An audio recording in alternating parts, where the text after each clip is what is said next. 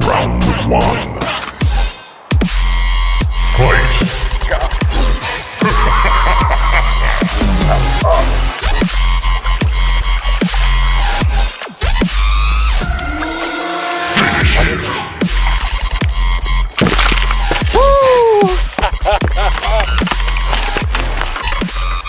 What's up, guys?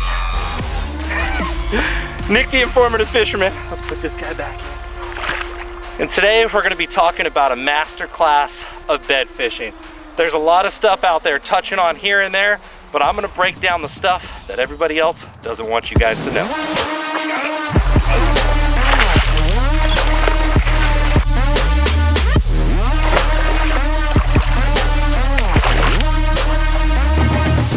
Five pounder here. Right there.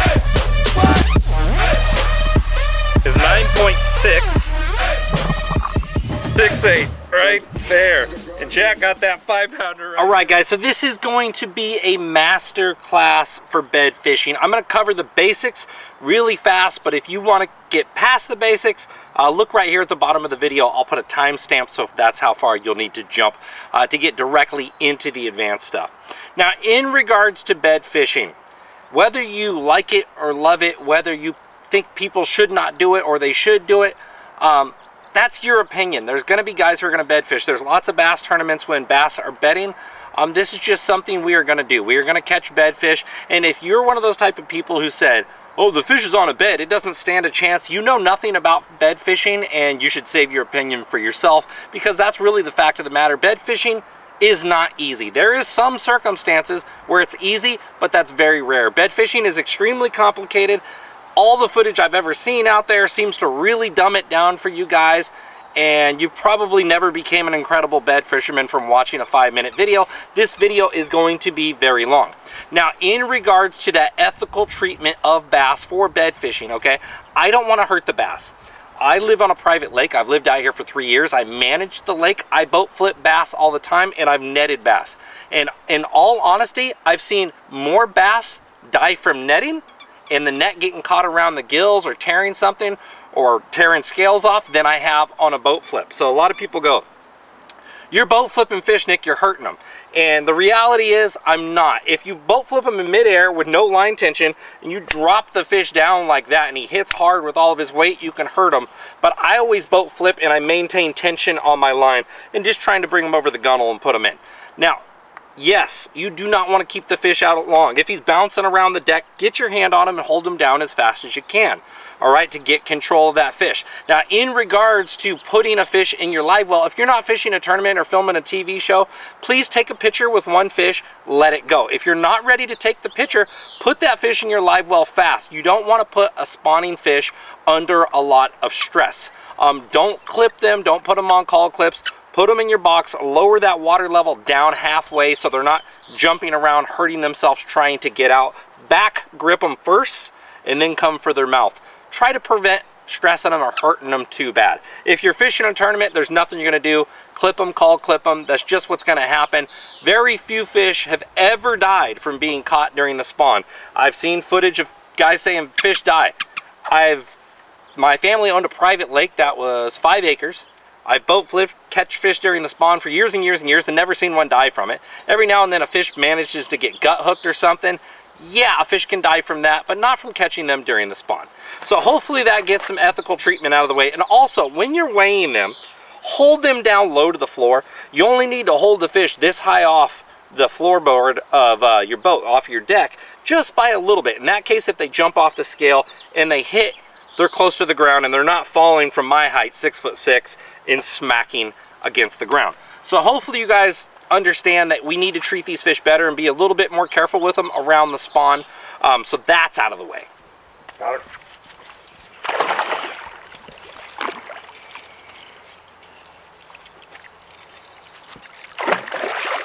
Nice fish.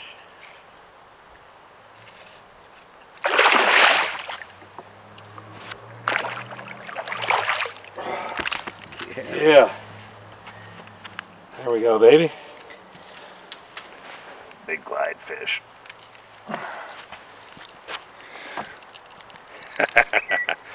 Probably close to 5. I'll take her. Hang with us, guys. We'll be right back. Wondering what I'm doing here? That's simple. I'm logging a fish catch into the Fat Sack Outdoors online tournament fishing app, where anyone can win an assortment of prizes from gift cards to hundreds of dollars worth of fishing lures. It doesn't matter if you're a boater or a bank banger, so hurry up and download the app to get started today. Hey guys, Nick the Informative Fisherman here, and when it comes to my hooks, I demand superior craftsmanship, innovative design, and proven success. And that's why I've chosen to partner with Mustad Fishing Hooks. With over 180 years in the business, you can't go wrong. So if you don't want to risk losing a big one, I suggest you do the right thing. Hey guys, did you know that Yours Truly is now hosting Lucky Tackle Box's monthly panfish instructionals? And aside from relentless fish catching, I'll be breaking down the rigging and the gear you need to get going along the way. And of course, a few extra tips to help you score more fish on the goodies included in your box. So remember, the tug is our drug, so go visit LuckyTackleBox.com and get signed up today. You ever heard of Cal Coast Fishing's Rod Mule for super convenient rod transfer or storage? And how about the Bait Sack, a puncture-proof, clip-on bait protector that comes in an assortment of sizes? Or maybe you're looking for the best non-puncture culling system with Cal Coast Fishing Clip and Call. And it wouldn't be complete without a money beam. I trust it when money's on the line. And let's not forget the Cali Clip, a super convenient dual-purpose bait clip. Want to find out more? Visit calcoastfishing.com. On the side of the face.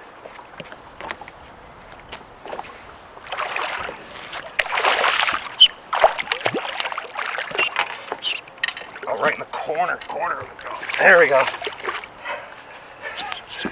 Right in the corner of the jaw, right there.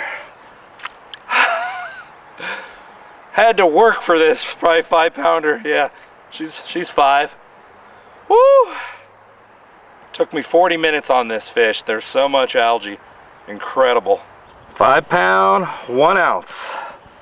Just over 5 pounds. I'll take her. Let's let her go. Yeah.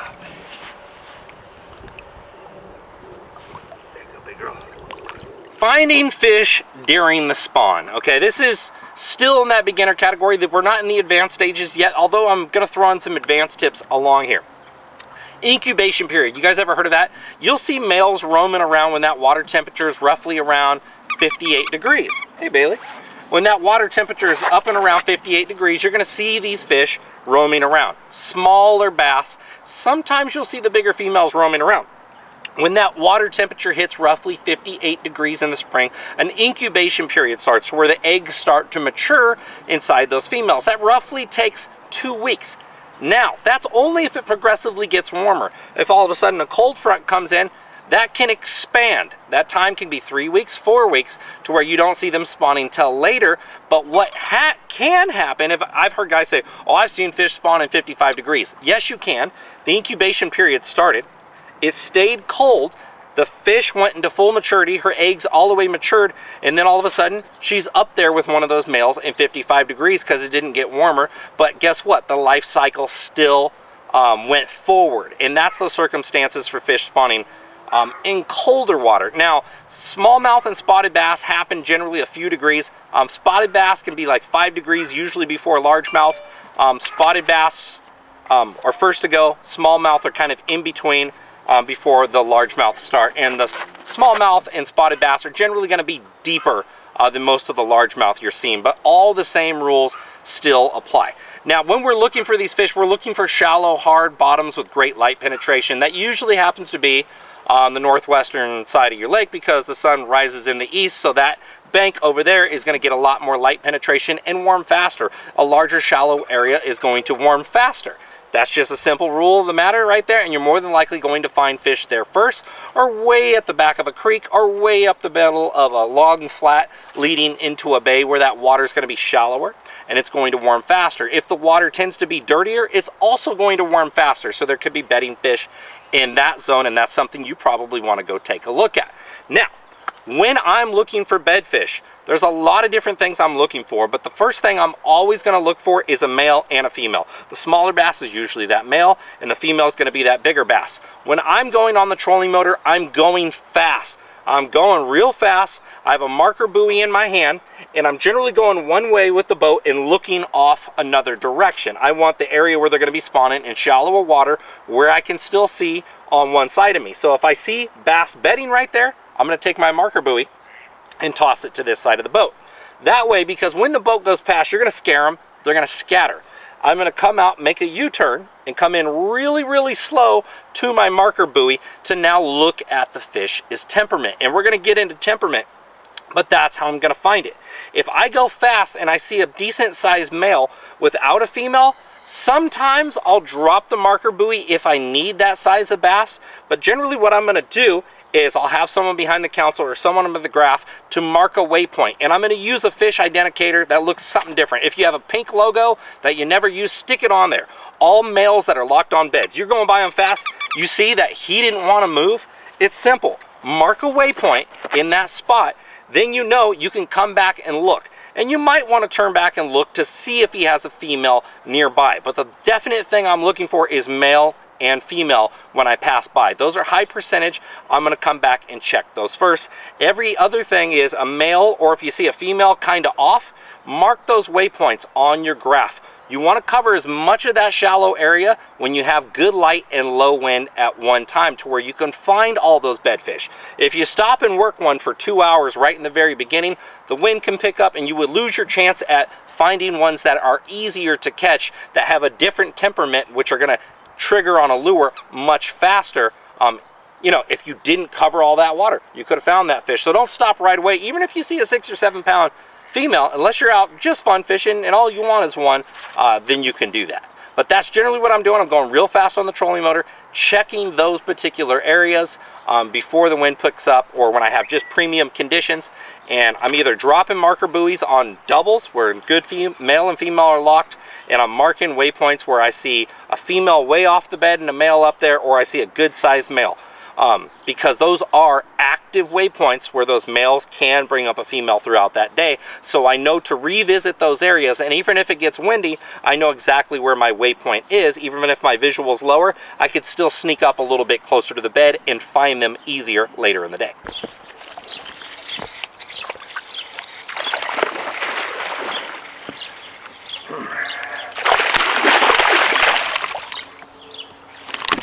Yeah. Good one. Good fish. Chomped that little head. Chomped it. Look at that. That Sticks power rod, man. Just wrench them in. All right, now we're going to talk about something advanced. We're going to talk about evaluating the fish's temperament and the distance you should fish for them. Always, so now that we have those fish marked, we're going to come back up to them. We're going to creep up to that marker buoy or creep up to that waypoint to take a look. If it was just a male, you can come up a little bit faster. The male's less likely to leave the bed. They're generally a lot more aggressive than the female.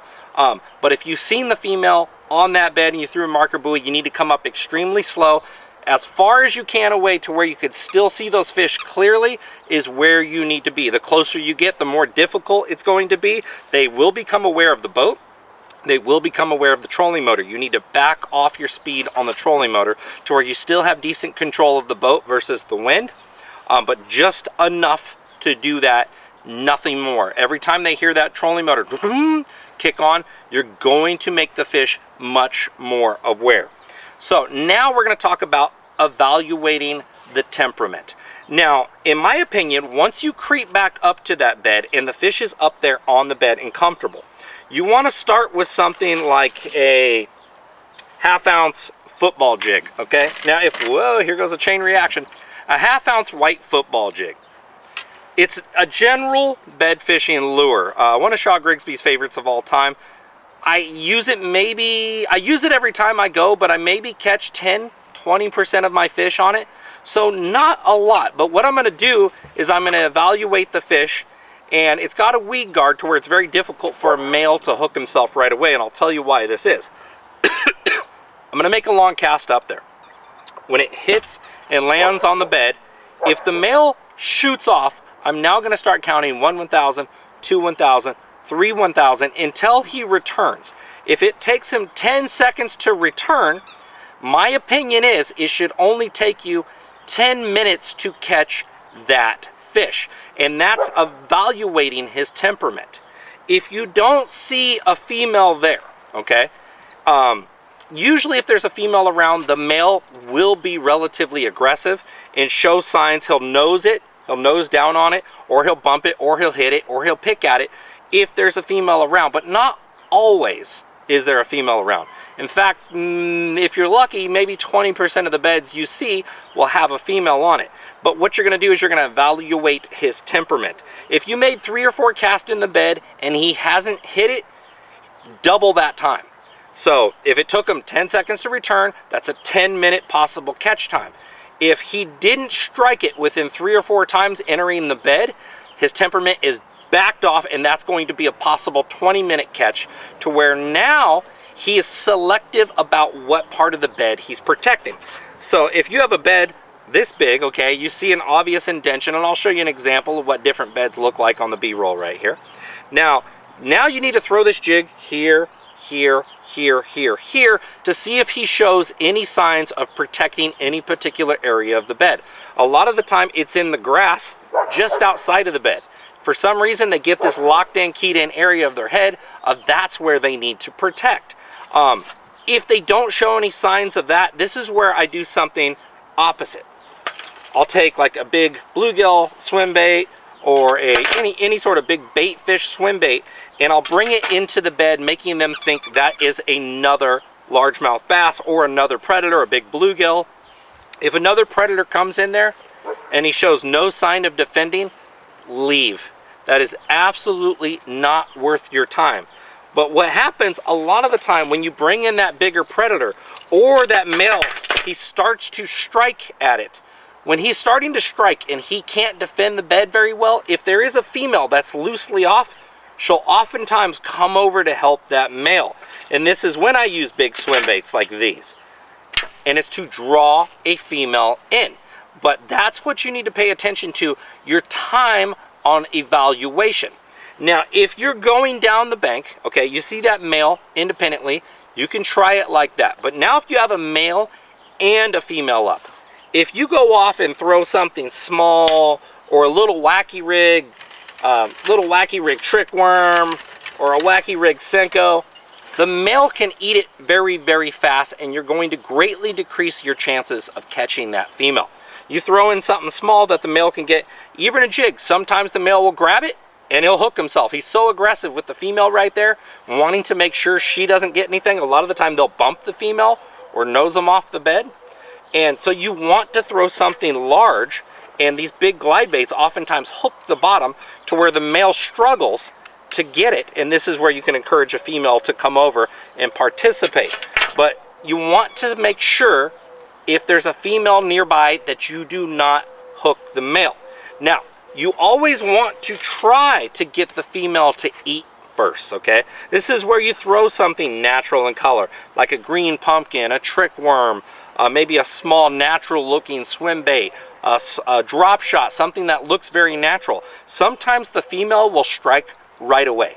Occasionally they'll still eat when they're up there, while the male's starving himself. The female sometimes will eat in the morning, in the afternoon, and sometimes you throw something in there, she'll strike it right away.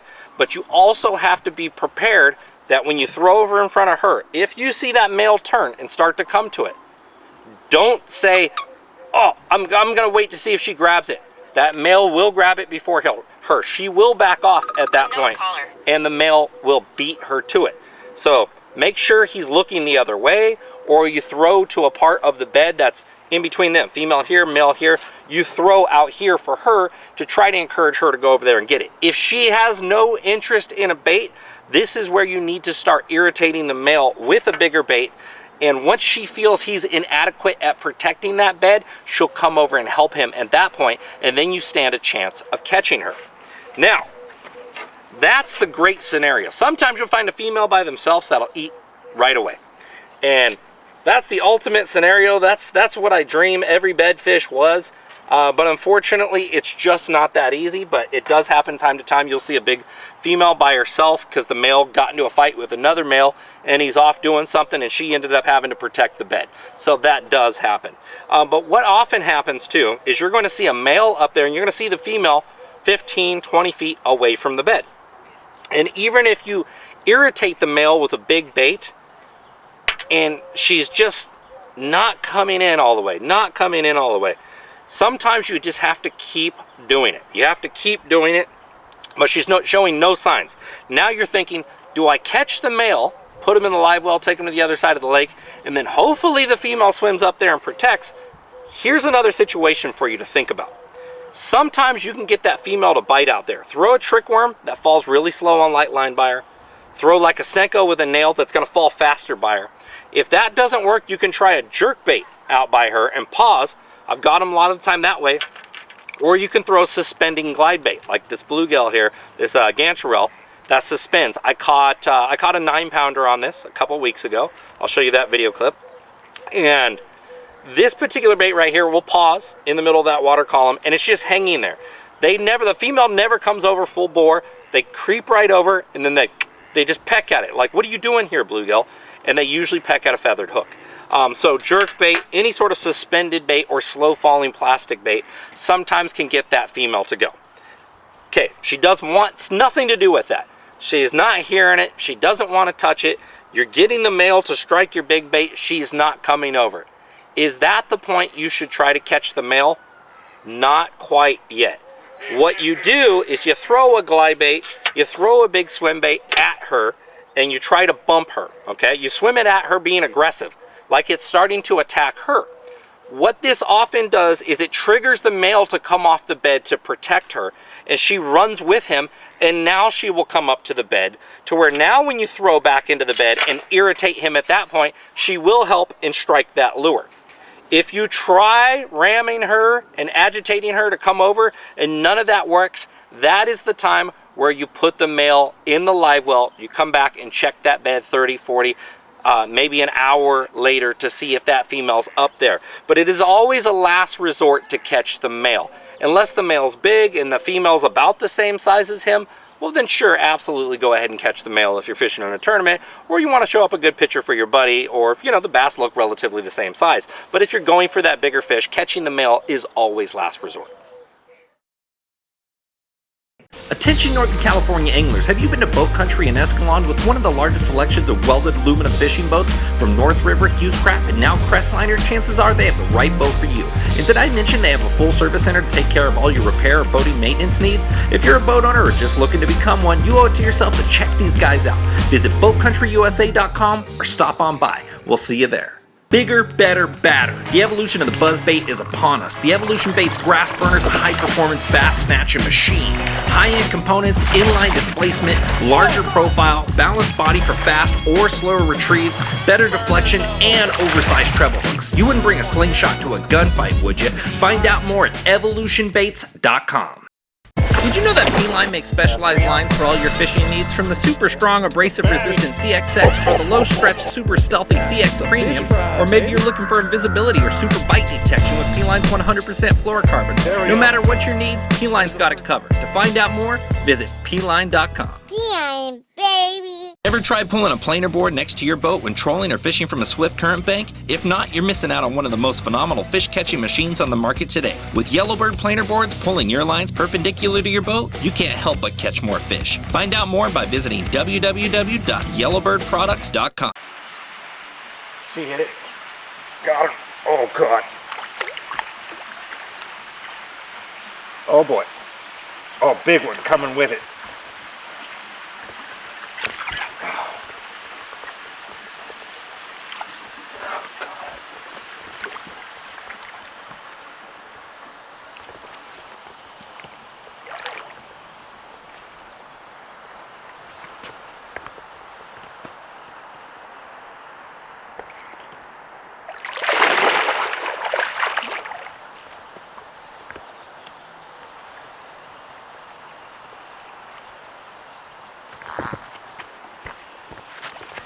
Not done yet. Not done yet. Oh gosh, she is a big one. Not done yet.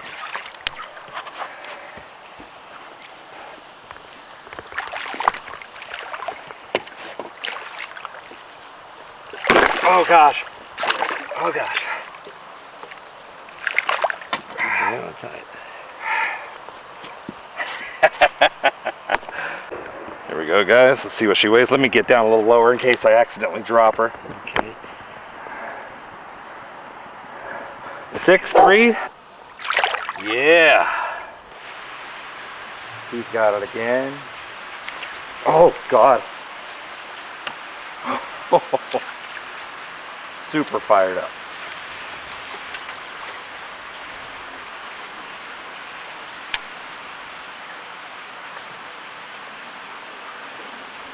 Okay, here he comes. Oh, crazy good. Oops, he's got it. Got her. Got her.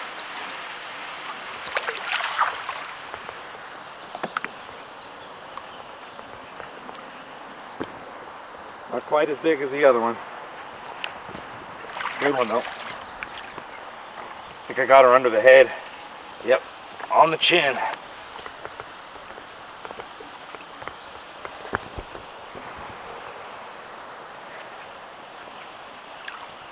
Another gorilla.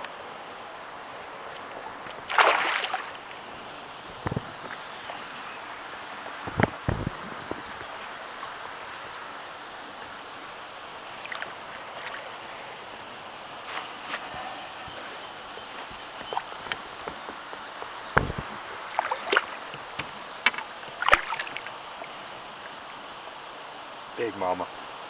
Big mama. Oh. Be careful with this glide. She came down on it. Got it right in the bottom of the jaw there. Still, another fat bass. She might outweigh the other one. Real heavy. I'm gonna be real careful not to tear. All right, guys.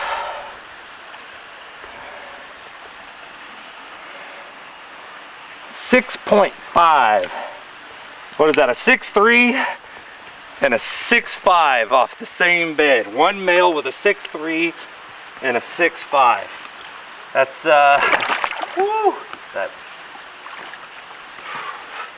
that's a lot of weight for two fish off the same bed. So understanding bed fishing stages. This is crazy critical. I see so many people not really getting it. Like, they're like, oh, the male's there, but there's no female there. You can come up and you can poke. I could reach down and touch the male with my hand. When he is so aggressive that he refuses to leave the bed, he's usually protecting eggs and the female left, okay? You don't stand a chance at catching a female on that bed. Once they're insanely locked, you pull the boat up right on them, usually it's done. And that's a fish I'm gonna leave alone. If he's protecting the eggs at that point, there could be predator bluegills around. That's usually a fish I'm gonna leave alone, unless I was fishing a tournament and there's a lot of money on the line. Then I'm gonna put it in the live well, and then I'll let nature take its course. But for the most part, if that fish refuses to move, there is no female around, you can literally poke them with your freaking rod. And it's later. It's probably, the water temperature is now mid-70s. That's probably the beginning stages of post-spawn right there. And he's still protecting eggs, or he's protecting fry at that point. So that's a stage for you, and that's kind of the backwards thing right here. So now we're gonna go to the beginning stages. I kind of flipped that around on you right here.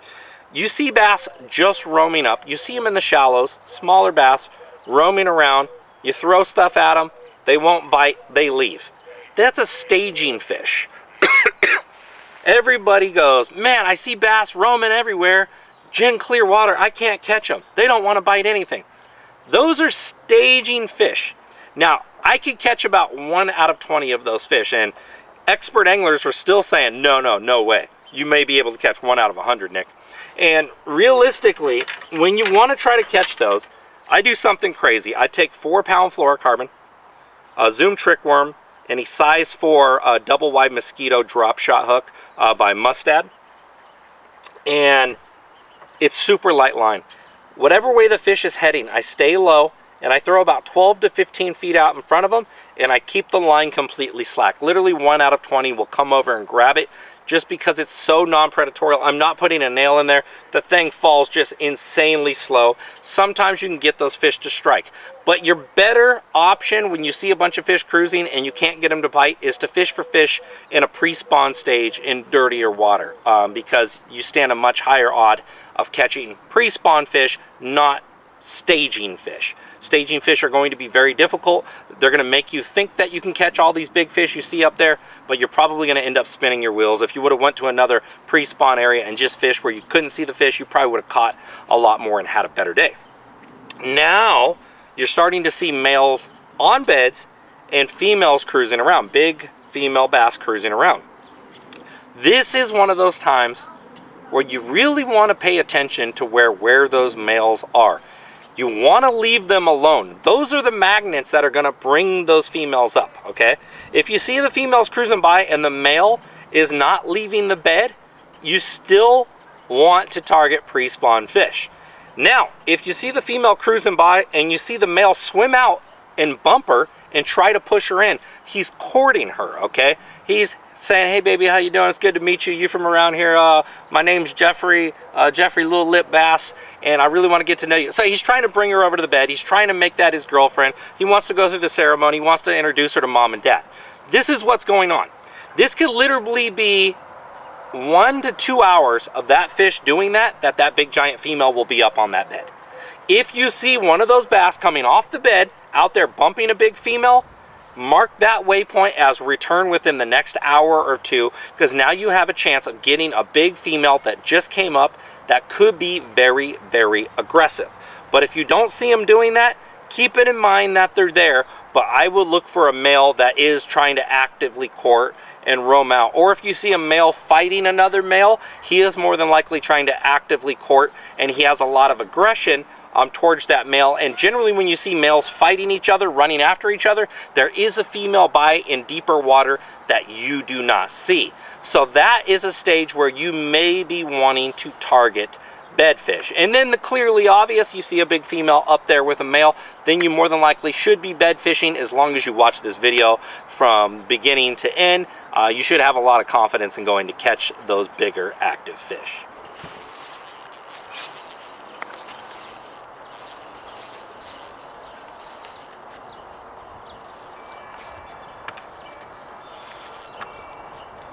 God, so clear.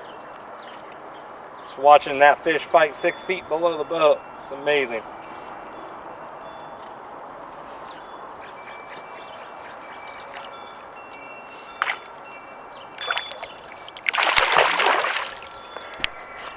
Ocho sliding up the line. Oop, almost took out the beer. Can't do that. You don't want to knock over a beer anytime when fishing. You knock over a beer, it's usually best just to pack up your stuff and go home.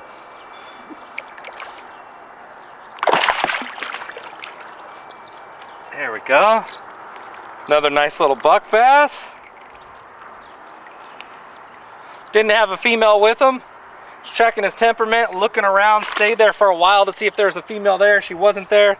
Said he's a quality fish, so I decided to swoop him up. Checked his temperament, very aggressive. Right as the worm's dropping, he moved in on it, so it was a worthwhile catch. I want to talk a little bit about water temperature, moon, and changing water levels, okay? When that water temperature's jumping by a degree or 2 degrees a day, you're going to have new bedfish moving up every day. If the water temperature is remaining steady, I don't care if it's 60, 62, if it's remaining steady, bedfish are going to progressively move up generally on the full moons. Every time you have a full moon, you're going to get a bigger wave of them moving up. You may get 1 or 2 a day in your favorite spot moving up when that water temperature is progressively around spawning temps. But during those full moons, that's the day you want to be out there. The day after that, the next day after that, those are going to be your higher odds for having fish. If you're around a new moon and you maybe caught 1 bedfish, you may want to target pre-spawn fish and maybe 1 or 2 bedfish. And this is how you can accumulatively fish pre-spawn and spawn at the same time, because not everything's always going off at that same time. They love those full moons though. If it's a day or 2 after a full moon, you may just want to focus entirely on fishing spawning fish and looking for bass courting females or looking for females locked on with males. That being said, I live in Northern California. Water fluctuation happens a lot. If you see a fish on a bed deeper than 5 feet, if that water drops a foot, there's a high odd of them leaving that bed. Water stability is critical. If you find out the lake's dropping water level, do not go to look for bedfish there if they've recently dropped water, because more than likely it's going to pull all those fish off. Some of these largemouth will be spawning 15, 20 foot deep, and it's going to make it insanely difficult unless the lake's like bathtub clarity. If the water level is moving up, sometimes that can make it dirty, but moving up is not necessarily a bad thing. A lot of the time that gets the fish to spawn extremely shallow. So that's a good thing. It's usually just going to keep moving them shallower and shallower for you. I kind of like some rainy days in the spring that aren't like torrential downpours. That's always a really nice thing. Oh, the male's got it in his mouth. I'm not setting. I'm not setting. Come on, eject it, pal. Okay, she's yours, Justin, get her. Okay, she has no idea this male's even hooked over here.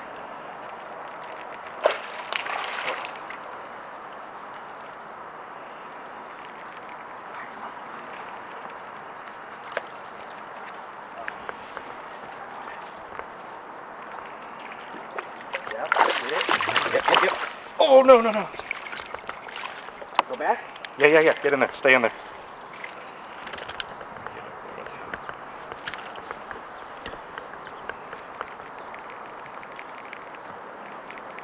You got her. Down. Bury the tip in the grass and keep reeling. Keep reeling. Okay, run to her and follow Crystal the other way.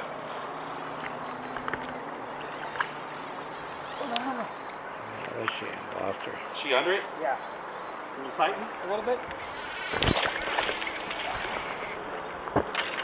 Oh no, she's pulling still. Can you tighten your drag a hair? I just did. She's in.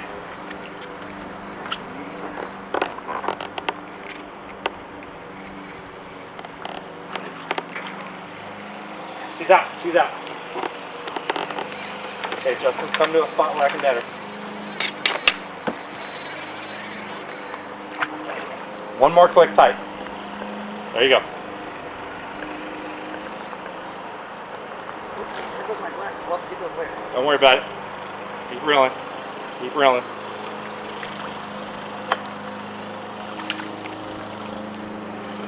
Tip up. Over my head.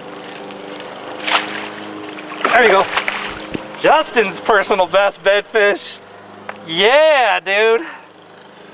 She's upper 5s, maybe 6. Nice one, dude. So right there, we threw up, seen the male was super active and the female was super active. He was gonna challenge her the whole time. I threw up there, the male got it, but the male kept swimming way off the bed.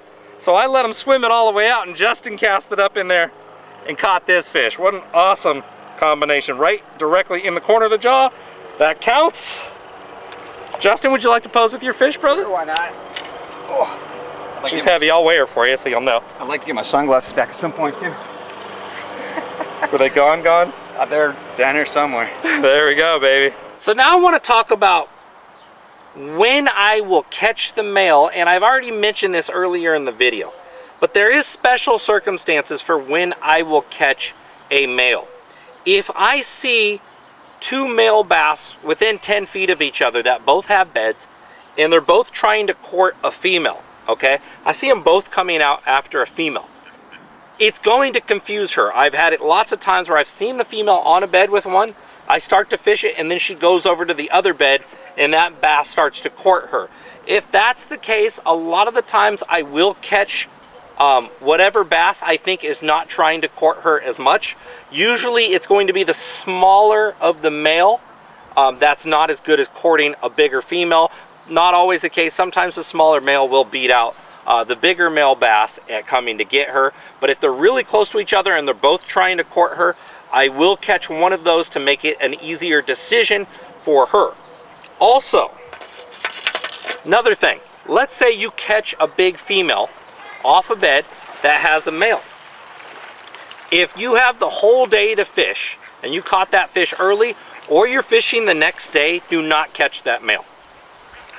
The same males that happen to have the perfect bed, that happen to be doing a great job at courting big females, will pull another big female within a day, sometimes half a day, sometimes 2 hours. This year I pulled 2 9-pound females off the same bed with the same male. Entirely different fish. One was about 4 years older than the other, one was 4 inches longer, and it was 6 ounces difference. And at first I thought, same fish. No, I've done this lots of times in the past. I've caught a 5-pounder off a bed with a male. One day I come back, the next day there's a 7-pounder on there with him. If I would have caught that male and put him back, maybe he would have been distracted from doing his job. If I would have caught him and put him in the live well, he stood no chance of going back to that bed and getting another female. So I had an absolutely free waypoint that literally swims out and grabs giant bass and brings them back to this spot for me. I call those temporary waypoints, those little courting bucks. I absolutely love those things, and you should always leave them, even though they're a ton of fun to catch, but you should leave them because those are the ones out there gonna go get those big females for you. So now I want to talk about the baits and why. I'm sure you guys already heard me earlier in this video talk about addressing a female that was loose to the bed, didn't want to come up, and actually fishing for her with suspended style baits or slow falling worms or like a jerk bait. But now I want to talk about literally the baits that I am going to bed fish with. There's 1,000 options, but I want you to keep something in mind. Bass, no matter, I've heard people say this all the time, keep switching lures, and then I'll see where they keep switching lures, but they're roughly the same size. You can use every dang lure in your tackle box and it's not going to make that much of a difference. What makes a difference is when you fish something like this versus something like this. You're going to see right away the response difference. There is times where a female will not strike a big dang lure. She will not strike, she won't strike a jig. She won't strike the jig for me. But then I'll throw in a little crappie jig and she'll hammer it right away. There's something about the temperament. Some females just don't feel big and bad. And they would rather run out a little tiny bait fish. Where the other ones will just ignore this like it's nothing and smash this. Now, with everything that I just talked about, I'm going to give you a special tip here, and it's called the swim route, okay? And a lot of the time, you're going to see the male up there, and you're going to see the female always swimming. She's always swimming around, always moving. She's going to loop out off the bed and come back around, and you're going to start noticing a pattern of her swim route. Here's a secret way to get females to bite that show no interest. It's called cutting off the swim route or creating a backwards angle. So if this is the female's head and this is her tail, she's coming around on a swim route, her head's now over here. I want to take her vision out of the situation.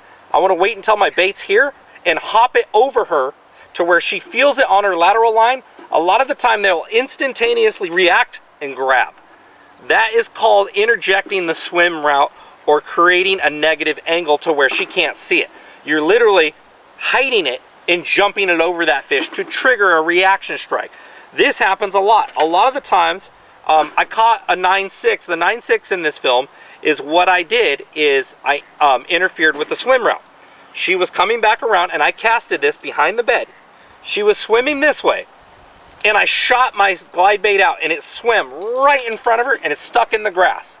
I showed this to her 30 times. She didn't strike it once. Soon as it instantaneously went in front of her, stuck in the grass, pow, ate this whole thing head first. Just annihilated it. And it was that instantaneous come from behind, felt it with her lateral line before it ever came into her visual. All right? So there's that way to get a female to react. There's also a suspension trap. A lot of the time you're going to see a bed and there's going to be tall grass and you'll see this bed down here. What I call a suspension trap is when your lure hangs up in that grass and you start twitching it in that grass. And all of a sudden, as you're ripping it with snot and algae and grass, you notice this female shows a ton of interest as your bait's jamming into the grass. That is a suspension trap. It is so darn easy to now bite something and say, get out of here, when it's got its head stuck in the mud. Just like that fight and the guy's got his pants down around the ankle, that's the perfect time to take him out. The guy turns away and the other dude sucker punches him. That's because it's this cowardly thing that triggers in all animals and all fish to where when something's weak, it's the perfect opportunity to smash it. So a lot of the time, if you're in the middle of the bed and the female's just not overly aggressive, if you hang it up in the grass, that's a lot of the time when they're going to come and plow it. And I do this with glide baits all the time. I like to use inexpensive glide baits. I know you're looking at the bull shooter right there. You're like, yeah, dude, that's not inexpensive. This one's like 22 bucks. Very inexpensive. I intentionally hang the hooks up on the bottom with the glide bait, and I start jerking it so it looks like it's stuck and something's wrong with it. The male comes over, bam, bam, bam, bam, hits it, he's not getting hooked. Unless I snap it up off of there, then he's instantly going to hit it. He's going to hit it, and he's going to get those hooks. They're going to turn. And there's pros and cons to that, and I'm going to go over that as well. But what happens is, as he's hitting it, he's telling the female, I'm inadequate, I'm inadequate. I cannot get this other big fish out of here. And she oftentimes will run over and help him. If that doesn't work, find that sweet spot of the bed, like I told you, where that male was very aggressive towards it, because that male is going to be extra aggressive if you hang that glide bait up in a suspended trap. If it's hung up in the grass on the side of the bed and now it's twitching in there, the female's going to come over and she's going to plow it. A lot of the time when these are cut, look at how bent out that hook is. I've got a ton of big fish on these, and what's going to happen is she's going to plow it at that point. Here's an issue. When the bait is sitting on the bottom, a glide bait, okay, and it's hung up on the bottom, when the big fish hits it, in California, you can't legally catch a fish. Well, you can catch the fish if he's hooked outside the mouth, but you can't wait it in a tournament. You got to let it go. So they hit it, and you'll see these hooks, stick them in the bottom of the jaw or the side of the face, because it turns the glide bait over, and now the hook's not in the mouth. The mouth is here, and it's going to stick them in the bottom of the head. This is going to happen a lot. What you can do once that fish gets fired up is not to set on it, throw that to a clearing in the bed, and then slowly work it around the bottom of the bed. As soon as the female gets close, lift your rod tip and create an angle to where she's going to hit it higher. A lot of the time you can get them like that. If you're really concerned about it, this is where I like to use a Huddleston. You can see the head of my Huds tore up here. Huddleston's got a nice top hook on it. The Huddleston doesn't fire them as much as a glide bait being hung up in the bed. Once you get them fired up on that, and then the female comes down on that, she's got a top hook. I also use the smaller Hud. Sometimes I like drastic changes in size is what gets them to go right away. Now remember, you're probably looking at some things look natural and some things are pure white. Why is that?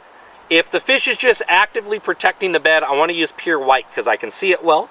If I'm casting to an active female before the male's ever involved in the equation, I like to throw natural colors, green pumpkins and things like that to show you. But that is a little trick there that works insanely well. So I'm going to show you another thing too. For fishing for those females, and I often throw this is a Strike King Ocho. It doesn't matter, you can use a Senko. I don't care. It's half white, half green pumpkin. Green pumpkin on the back, white here. And I've got it rigged on this Mustad double wide right here. This is a 2-aught. And when it falls at this angle. And if you look at that, the fish is seeing green pumpkin on the way down. Very natural. When it lands on the bed, it's showing white. Now I can see it. To where a lot of the time, if that fish is ready to eat something natural, they're going to see that natural presentation and eat it. The nice part is, also if I'm cruising real slow coming back up to a bed fish and I have to take time, I can throw that out to open water and catch additional fish on a rig like that. So now you have a ton of options. So we talked about the big stuff and the size.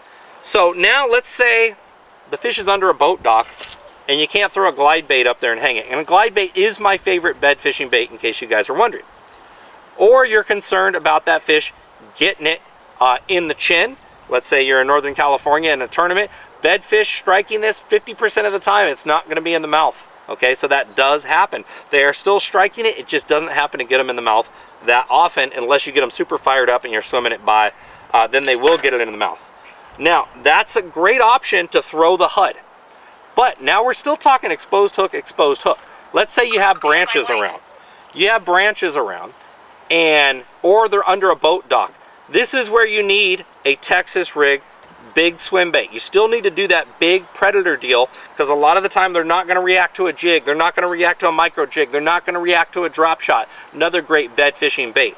But they will react to something trying to invade the bed. What's going to happen with this, stop Lila, you can skip this under that dock, and now you don't have to worry about it getting hung up. You can throw this in and around tree branches until you get them fired up. Keep that hook point stabbed back into the body.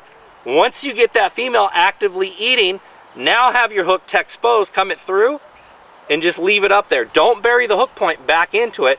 Now throw that back under there, wait for that female to bow up on it and chomp it down, and then drill her and force her to the boat. So that's some big bait tips, some small bait tips for you guys. Hopefully you picked up a ton from that. How do we catch a bedfish we cannot see?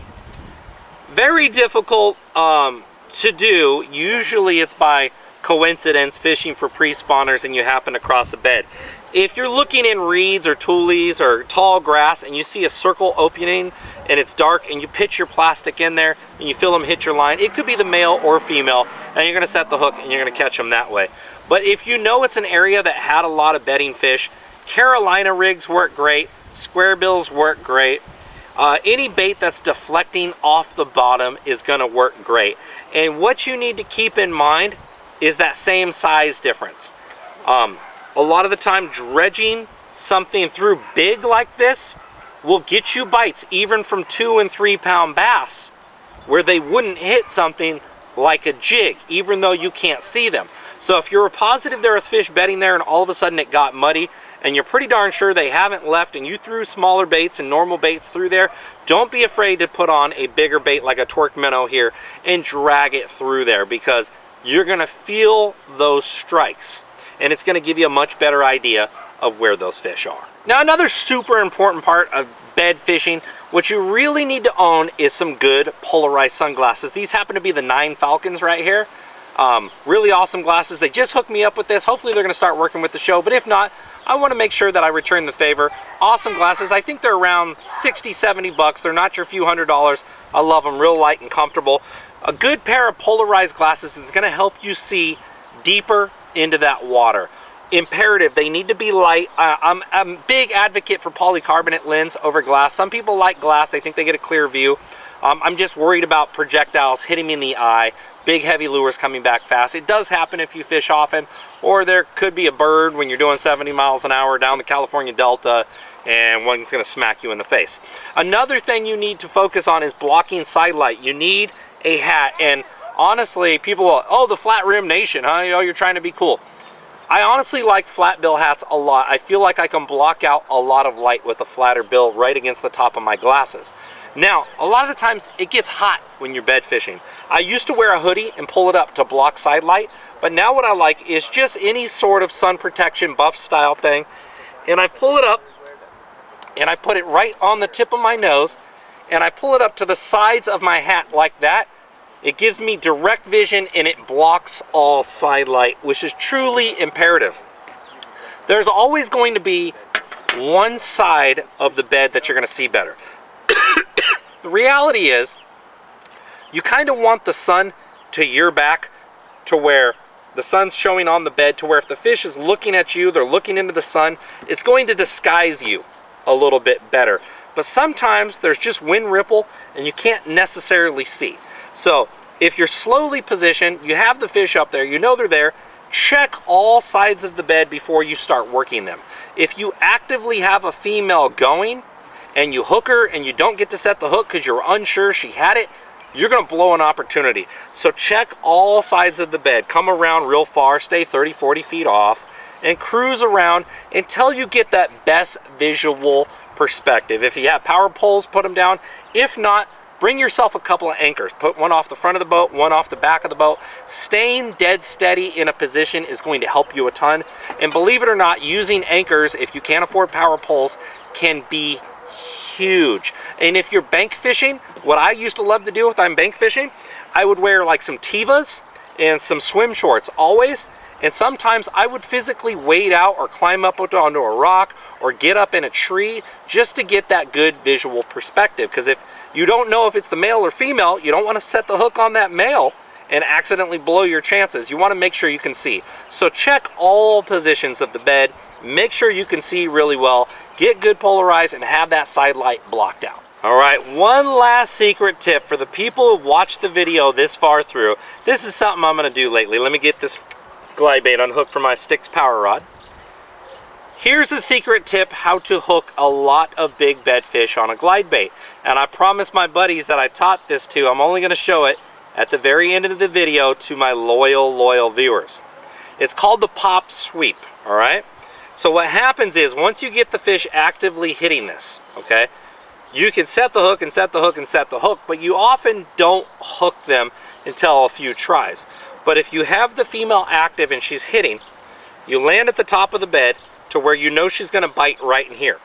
What you now do is you pop your rod up, okay? At the same second, you basically do a vertical hook set on your glide bait even before she hits it.